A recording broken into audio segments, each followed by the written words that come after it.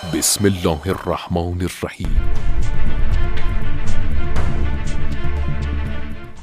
السلام علیکم ورحمۃ اللہ۔ بیاہ شادیوں میں فوٹو کھینچنا یا ویڈیو بنانا بذات ہی کوئی حرج نہیں ہے، کوئی مشکل نہیں ہے، کوئی گناہ نہیں ہے، لیکن فوٹو کھینچنے والا، ویڈیو بنانے والا محرم ہونا ضروری ہے۔ آج کل یہ فوٹوگرافر بھی، ویڈیو کیمرے مین بھی، سب غیر لوگ آتے ہیں کہ جو حرام ہے۔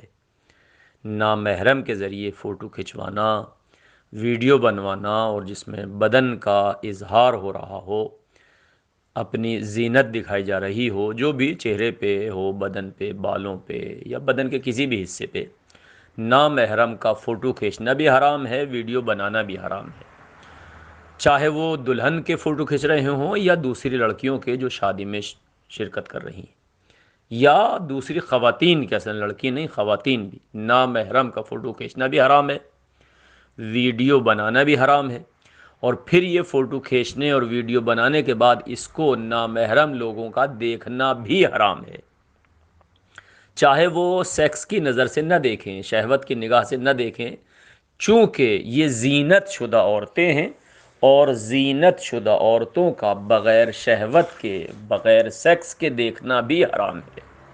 فقط جو شریعت نے اجازت دی ہے، چہرہ نامحرم عورت کا اس وقت تک دیکھا جا سکتا ہے جب اس نے اپنے چہرے پر کوئی بھی آرائش، کوئی بھی زینت، کوئی بھی میک اپ نہ کیا ہو۔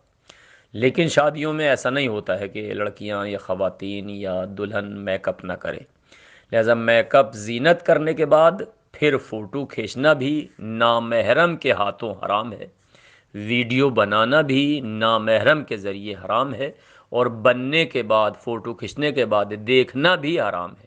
صرف فوٹو کھینچنا، ویڈیو بنانا جائز ہے، لیکن شرط یہ ہے کہ خود محرم بنائے یا خود خواتین آپس میں بنائیں، اور یہ کسی کو بھی نہ دکھائیں۔